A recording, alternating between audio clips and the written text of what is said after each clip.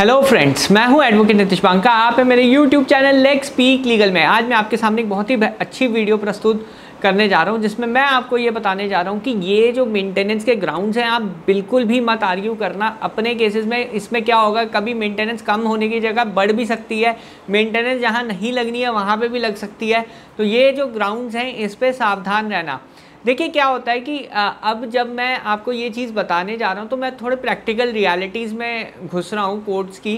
अब अगर हम कोई भी कोर्ट में जाते हैं, चाहे मैं ऑल ओवर इंडिया चंडीगढ़ गया या फिर बॉम्बे हाई कोर्ट गया या फिर मैं पटना गया या कहीं पे भी मेरे को मौका मिलता है, या दिल्ली में भी कहीं पे भी मुझे मौका मिलता है, तो मैं जो है अपने ग्राउंड्स जो है टेस्ट करता रहता हूँ। कई ग्राउंड्स चल जाते हैं, हर ग्राउंड नहीं चलता है। तो आज मैं उस ग्राउंड्स के बारे में बात करने जा रहा हूँ जो बिल्कुल नहीं चलते हैं जब भी हम मेंटेनेंस केस आर्ग्यू करने जाते हैं। और मोस्टली जो क्लाइंट्स हैं मेरे, पता नहीं कहाँ से ये इन्फॉर्मेशन लेके आते हैं कि आप इस ग्राउंड पे आर्ग्यू कीजिए, आप इस ग्राउंड पे आर्ग्यू कीजिए। और कई बार उनको समझाने पर कि जी ये ग्राउंड नहीं चलेंगे, फिर भी मुझे जो है वो कहते हैं कि आप इस पर ही करिए आर्ग्यू। तो हमें जो है एक तरीके से उस ग्राउंड पे जो है चलना पड़ता है। यहाँ पे दुविधा ये होती है, एक तो जो अलग अलग टाइप के क्लाइंट्स होते हैं, मैं आपको सीधा बता रहा हूँ। एक क्लाइंट्स होते हैं जो सल्यूशन लेके आपके पास आते हैं और आपको कहते हैं बस आप आर्ग्यू कर दीजिए इस चीज़ पे। और एक क्लाइंट्स होते हैं कि वकील साहब आप बताइए कि कैसे होगा केस।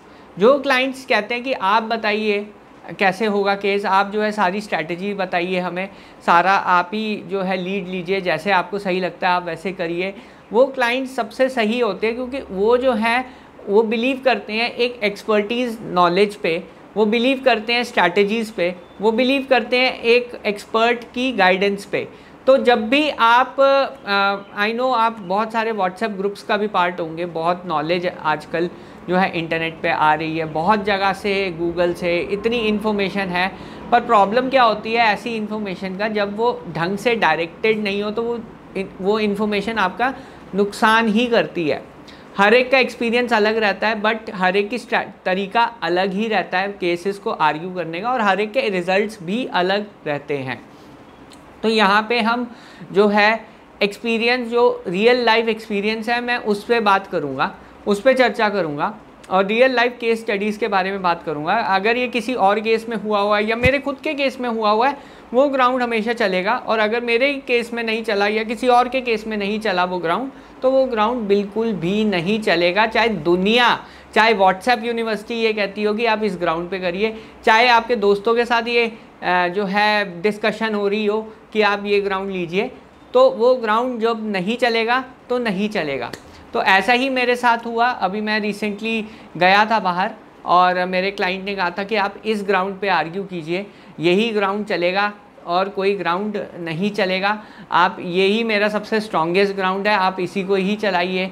मैंने उनको बोला था कि आप ये ग्राउंड मत लीजिए, ये ग्राउंड नहीं चलेगा, ये ग्राउंड इस वजह से नहीं चलेगा। मैंने रिसर्च भी दी, बट कई बार क्या होता है, कई क्लाइंट्स होते हैं पहले से ही जो है सोच समझ के आ जाते हैं और कहते हैं कि आप बस इम्प्लीमेंट कीजिए, बाकी हमें पता है ये चलेगा बस, ठीक है। तो वो बिल्कुल ओपन माइंडेड नहीं होते हैं, दूसरे की एक्सपर्ट की जो नॉलेज है उसकी वैल्यू नहीं करते हैं, उसके एक्सपीरियंस की वैल्यू नहीं करते, वो बस अपने जो चीज़ें हैं वो इम्प्लीमेंट करना चाहते हैं। अब ये तो कुछ टाइप के क्लाइंट्स होते हैं जो कहते हैं कि आप ऐसे ही करिए बस, और कोई तरीका नहीं है, आप ऐसे ही करिए, क्योंकि ये मैंने व्हाट्सएप यूनिवर्सिटी में देखा है या मेरे को लगता है कि ये चलेगा। अब अगर आप डॉक्टर के पास जाएंगे और डॉक्टर को बोलेंगे कि हार्ट का ऑपरेशन आप ऐसे ही करिए, तो क्या होगा? कमेंट में लिखिए क्या होगा। तो यहाँ पे इम्पॉर्टेंट ये होता है कि जब भी आप लीगल प्रोफेशनल के पास जाते हैं, एक जो होता है कि आप जो है अपनी नॉलेज, अपनी जो विजडम है वो आप शेयर कीजिए, कोई दिक्कत नहीं है, पर ये मत बताइए कि कैसे करना है, उसे इम्प्लीमेंट कैसे करना है। आप शेयर कर सकते हैं, आप क्लाइंट है, आपसे इन्फॉर्मेशन, आपसे इनपुट्स हमें चाहिए होते हैं, तभी हम केस जो है बना के आगे रख सकते हैं। वो बिल्कुल लाजमी है। आपके जो ग्राउंड्स हैं सब हम देखते हैं, पर लॉयर को ये मत बताइए कि किस ग्राउंड पे आपको आर्ग्यू करना है। तो ऐसे ही कुछ ग्राउंड्स हैं जहाँ पे कुछ गलत लीगल एडवाइस की वजह से भी प्रॉब्लम्स आती है और कुछ क्लाइंट्स जो बोलते हैं ग्राउंड्स लेने को, उस वजह से भी प्रॉब्लम आ जाती है। तो हमेशा जो है आप लीगल एडवाइस को फॉलो कीजिए, अपनी लीगल एडवाइस मत शेयर कीजिए।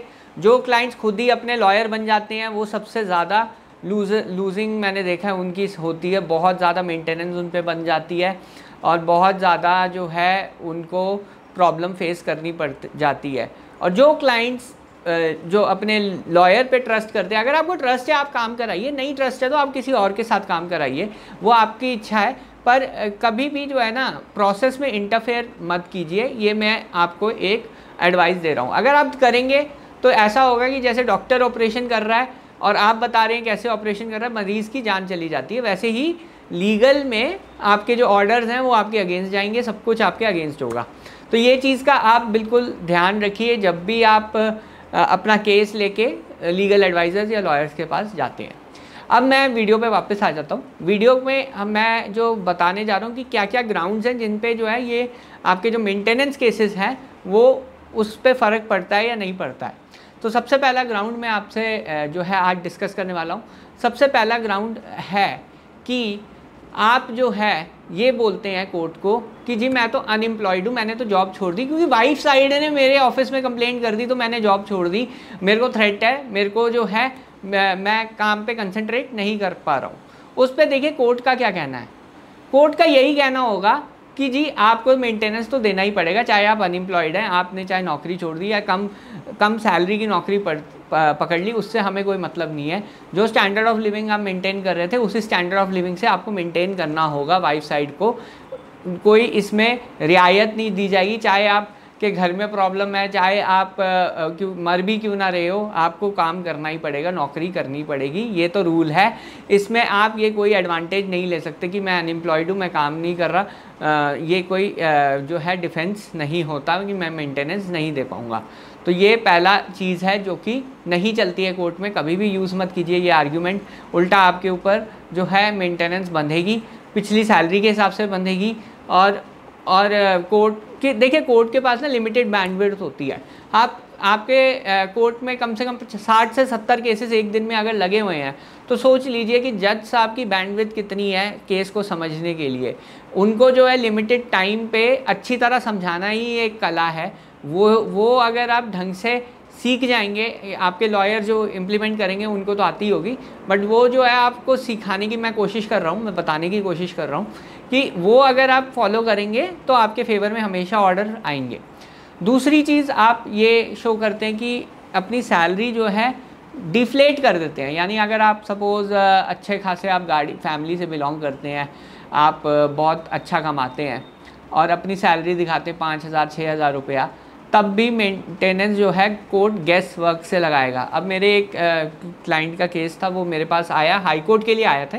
ट्रायल कोर्ट में उन्होंने बताया कि मैं मात्र 6,000 रुपये कमाता हूँ, जबकि वो उनका लाइफस्टाइल कुछ और ही कहता है। उनका अच्छा खासा घर था, बहुत ही अच्छी लोकेलिटी में घर था और वहाँ रहते थे वो, और वो कहते थे मात्र मैं 6,000 रुपये कमाता हूँ, मेंटेनेंस तो मैं नहीं दे पाऊँगा क्योंकि 6,000 रुपये में मेरे को माँ बाप को भी सपोर्ट करना है, और ये सब उसने आर्ग्यूमेंट कर दिया।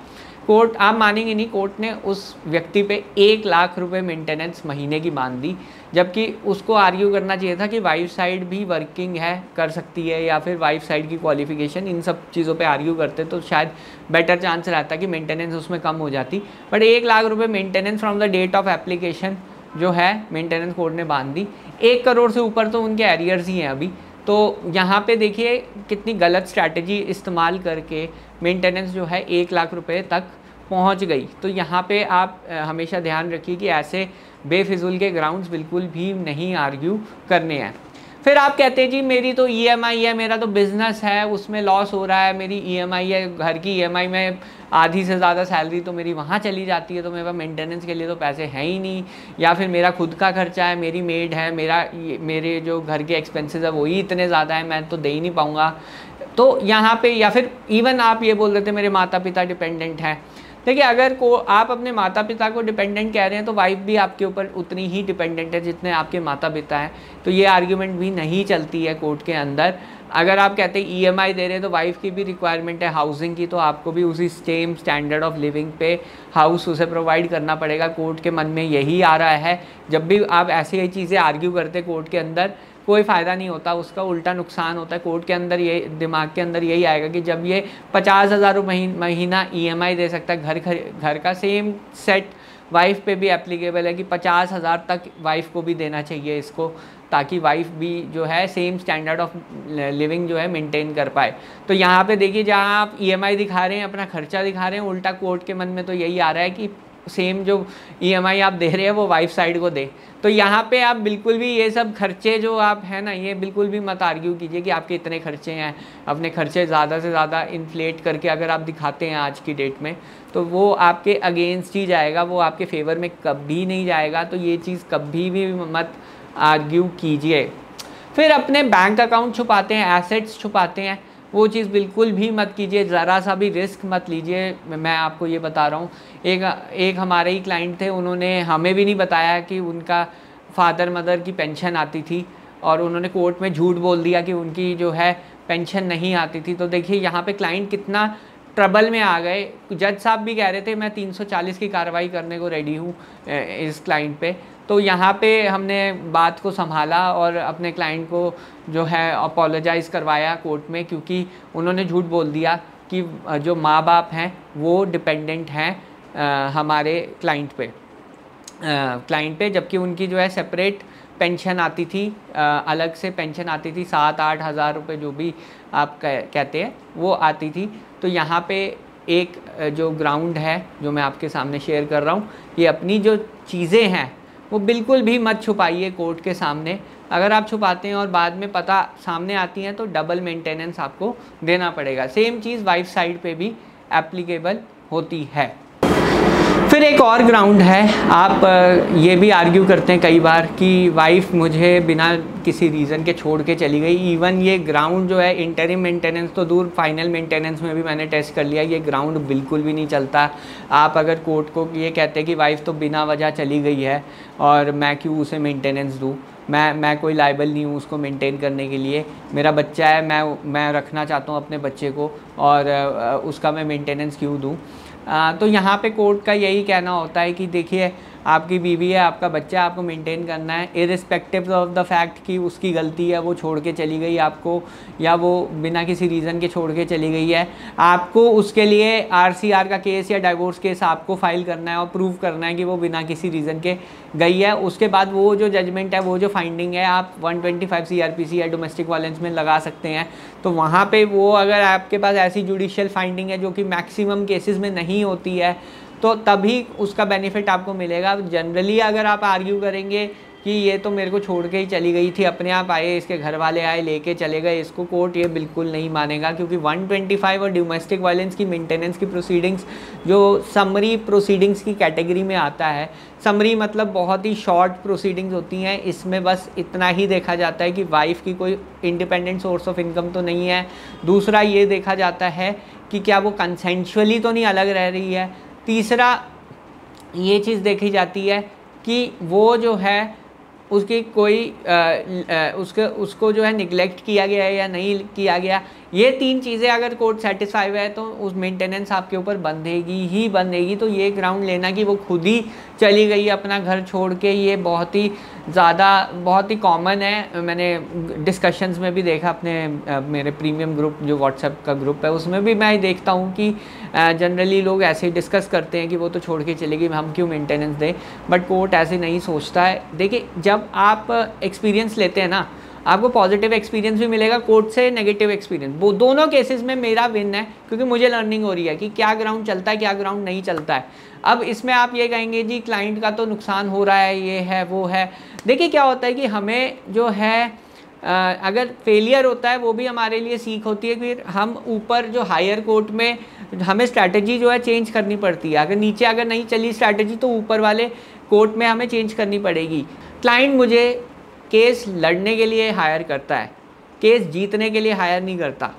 केस लड़ने के लिए मेरी सर्विसेज सिर्फ केस लड़ने के लिए है। अब लड़ाई में हार या जीत दोनों हो सकती है। या तो केस जीतने के लिए अगर क्लाइंट मेरे को कहता है कि आपको जीतना ही जीतना है, मैं सॉरी कर देता हूँ, मैं कहता हूँ आपकी फ़ाइल ये रही, आप ले जाइए फ़ाइल अपनी। मैं ये कोई गारंटी वारंटी नहीं दे सकता कोई कि आप जीतेंगे ही जीतेंगे अगर आप मुझे रखेंगे, तो ऐसा नहीं है। बट हमारा जो क्या कहते हैं केस स्टडी का मेथड है पूरा साइंटिफिक है, क्योंकि मैं खुद इंजीनियरिंग बैकग्राउंड से हूँ।